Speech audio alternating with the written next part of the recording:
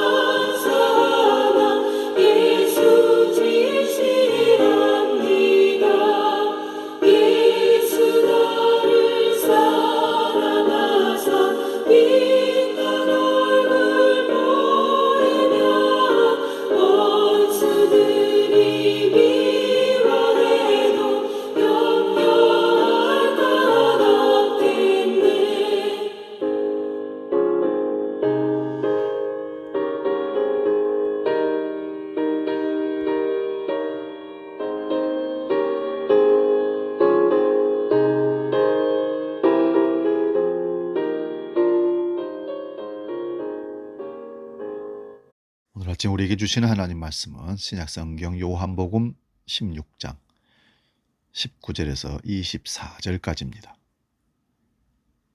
신약성경 175면에 있는 요한복음 16장 19절에서 24절 말씀 봉독할 때에 살아계신 주님의 음성을 들을 수 있기를 바랍니다. 봉독합니다.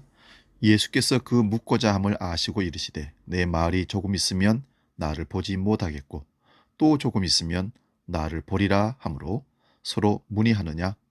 내가 진실로 진실로 너희에게 이르노니 너희는 곡하고 애통하겠으나 세상은 기뻐하리라. 너희는 근심하겠으나 너희 근심이 도리어 기쁨이 되리라.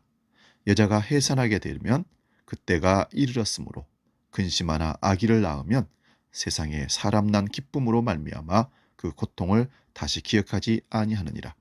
지금은 너희가 근심하나 내가 다시 너희를 보리니 너희 마음이 기쁠 것이요 너희 기쁨을 빼앗을 자가 없으리라.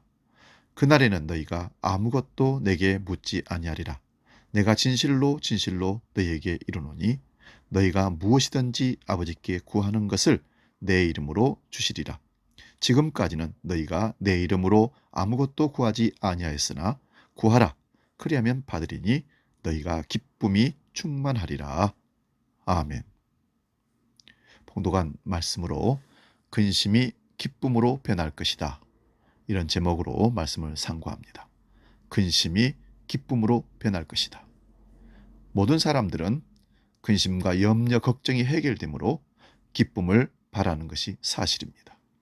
그러나 인생 살면서 근심과 걱정이 어느 한순간 떠날 수는 없는 겁니다. 매일매일 매 순간이 근심과 걱정이 찾아올 수밖에 없습니다.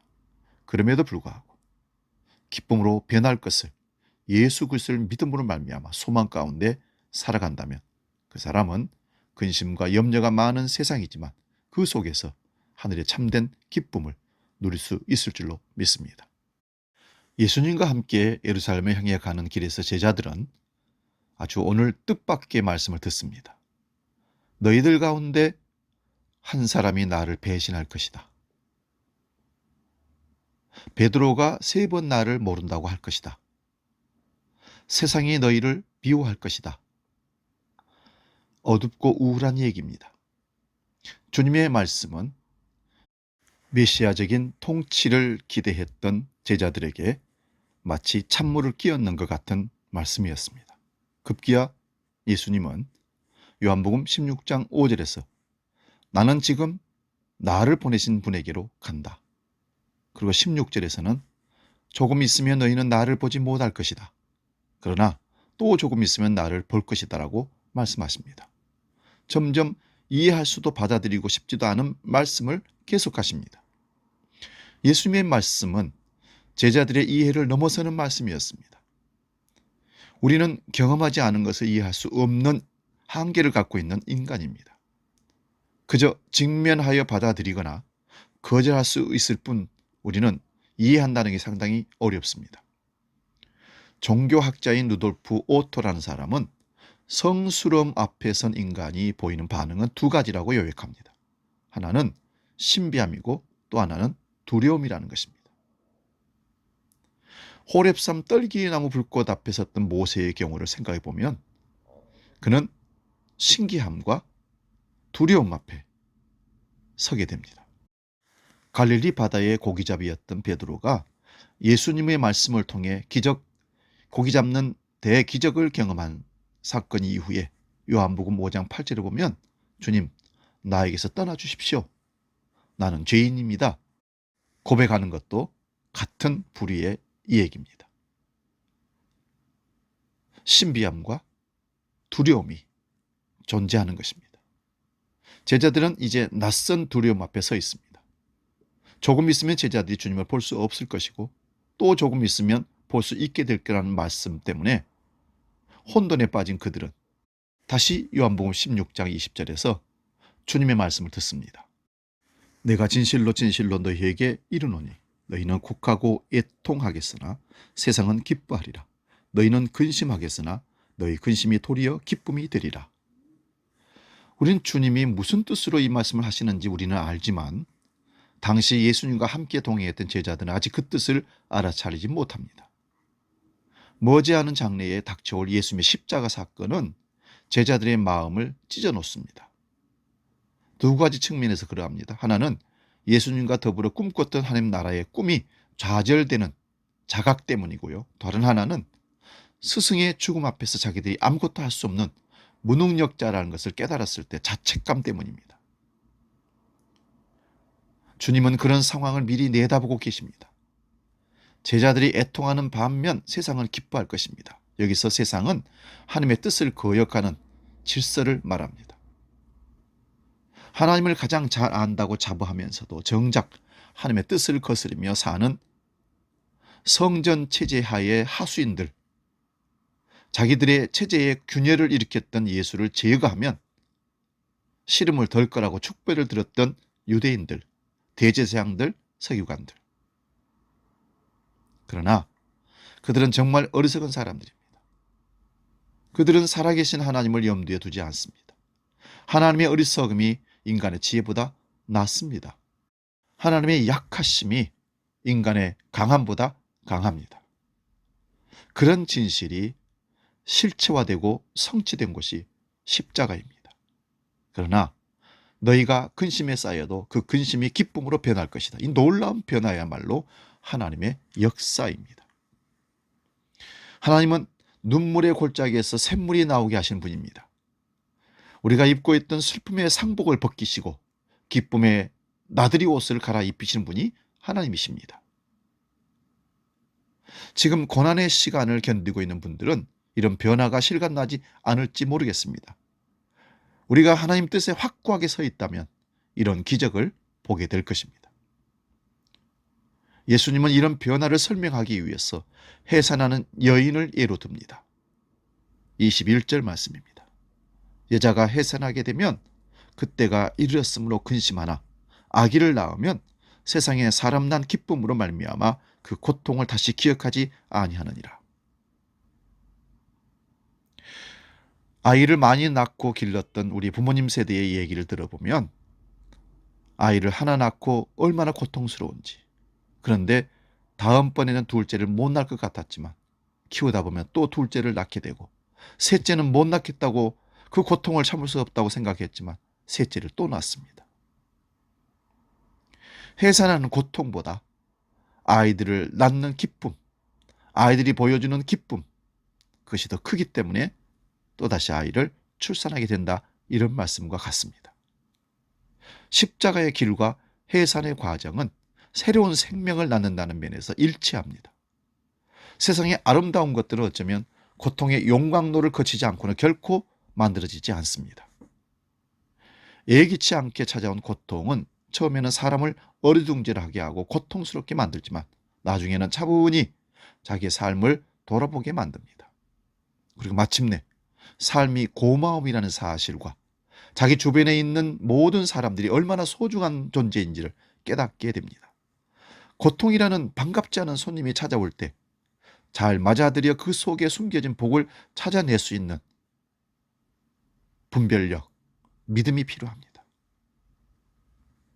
창세기 32장에 야복강 나루터에서 천사와 씨름했던 야곱은 자기 한돛뼈를 다치는 고통 속에서도 나를 축복하기 전에는 결코 놓아드릴 수가 없다라고 하나님을 향해서 강변합니다. 예수님의 제자들도 마찬가지 과정을 밟게 될 것입니다. 제자들은 울며 애통하겠지만 예수님은 그것을 누구도 빼앗을 수 없는 기쁨으로 바꾸어 주실 것입니다.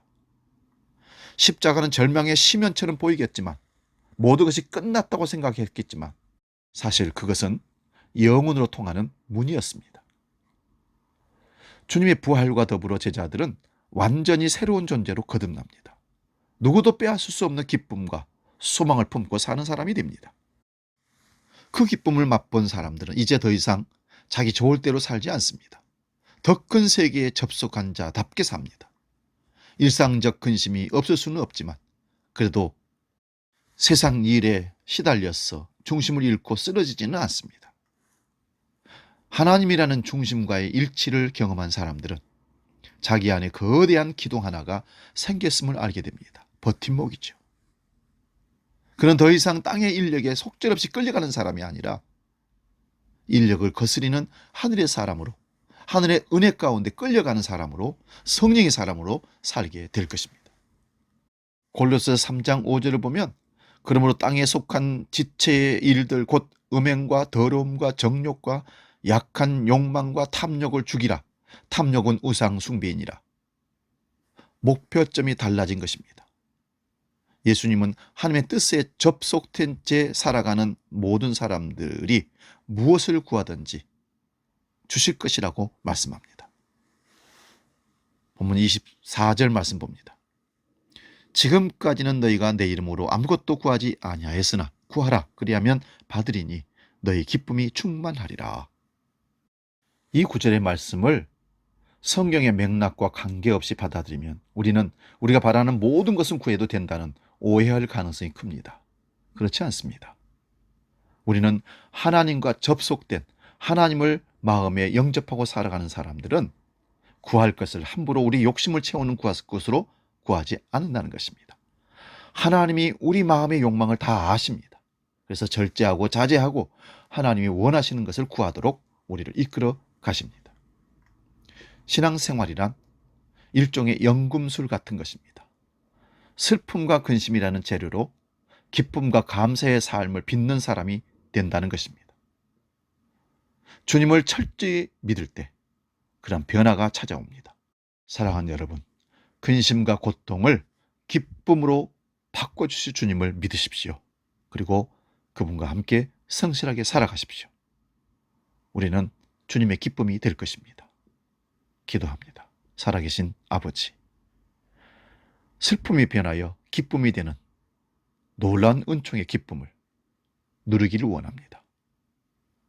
근심과 염려가 없을 수는 없으나 그것에 매이지 않게 하시고 하늘의 기쁨으로 모든 걸 극복하고 주님 앞에 당당히 살아가는 믿음의 사람으로 우리를 이끌어 주옵소서.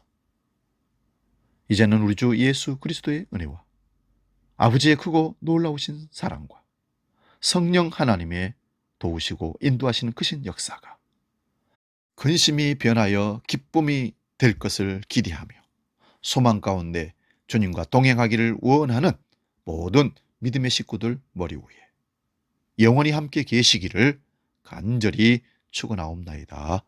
아멘.